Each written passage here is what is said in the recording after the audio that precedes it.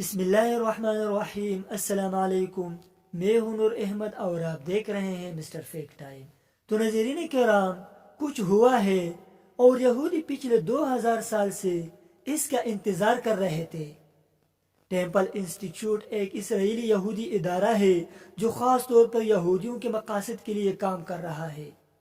وہ سلیمانی کے ہیکل بنانے کے انتظامات کر رہے ہیں، مسجد اقصی پر قبضہ۔ ابھی حال ہی میں انہوں نے ایک نوجوان گائے کی ویڈیو اپلوڈ کی جو یہودیوں اور عیسائیوں میں وائرل ہو گئی۔ اس گائے میں کیا خاص بات تھی؟ بغیر کسی نشان کے صاف جلد والی یہ سرخ گائے 2000 سال بعد پیدا ہوئی ہے۔ کتاب کی نمبر 34 بائبل واضح طور پر بتاتی ہے کہ خداوند نے موسیٰ علیہ السلام اور ہارون علیہ السلام سے کہا، یہ اس قانون کا تقاضا ہے جس کا حکم خداوند نے دیا ہے، بنی اسرائیل سے کہو کہ وہ سرخ ہیفا لے آئے جس میں کوئی عیب نہ ہو اور جو کبھی کسی جوئے کے نیچے نہ ہو۔ یہ اسرائیلیوں اور ان کے درمیان رہنے والے اجنبیوں کے لیے ایک دائمی حکم ہوگا۔ عیسائی پادریوں اور یہودی راہبوں کا پختہ یقین ہے کہ اگر سرخ ہیفا دوبارہ جنم لیتا ہے اور وہ اسے خدا کے نام پر قربان کرتے ہیں تو یہ ان کے مقاصد کی کامیابی کی نشاندہی کرے گا۔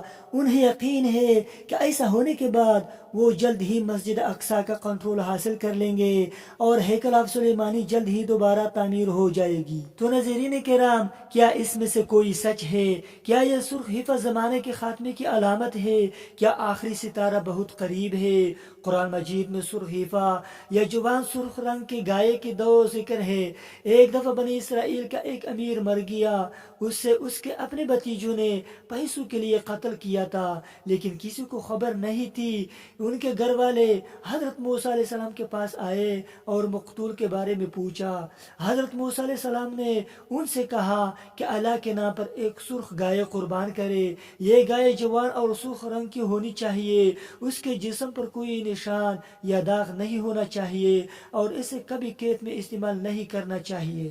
مرنے والے کے گھر والوں نے بھی ایسا ہی کیا۔ مرنے والے نے خود کھڑے ہو کر اپنے قاتل کا نام بتایا۔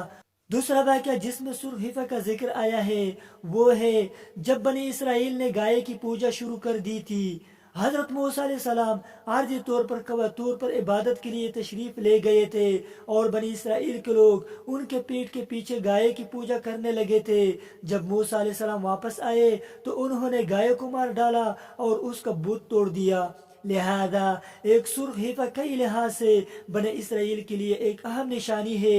اس لیے ان کا ماننا ہے کہ اگر وہ ایک بار پھر اللہ کے نام پر سرخ ہیفا قربان کرتے ہیں تو وہ اپنے مقاصد میں کامیاب ہو جائیں گے۔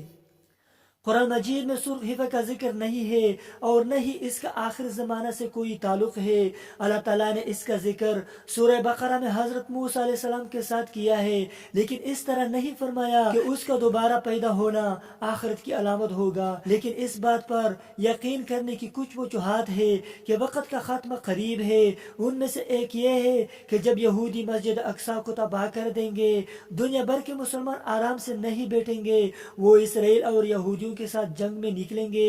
اسرائیل بہت مضبوط اور طاقتور ہوگا اور تمام غیر مسلم ممالک اپنے حق میں ہوں گے۔ تو آپ ضرور تصور کر سکتے ہیں کہ یہ دنیا کی سب سے بڑی جنگ ہوگی۔ حق اور باطل ایک آخری بار لڑیں گے، ایک جنگ جیسی ارمجیڈن کے عظیم جنگ کہا جائے گا۔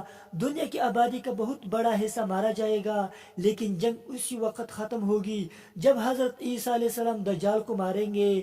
یہودی اس سرخ گائے کی پیدائش کو دیکھ کر خوش ہو سکتے ہیں کیونکہ انہیں یقین ہے کہ اب وہ جلد ہی دنیا پر راج کریں گے، لیکن وہ بہت کم جانتے ہیں کہ اللہ تعالیٰ تمام منصوبہ سازوں سے بہتر ہے اور ہمارے نبی حضرت محمد صلی اللہ علیہ وسلم ہمیں پہلے ہی بتا چکے ہیں کہ یہ سب کیسے ختم ہوگا۔ اسلام اور حق کامیاب ہوگا اور شر کی موت ہوگی۔ اللہ ہمیں دنیا کے تمام فتنوں سے محفوظ رکھے، آمین۔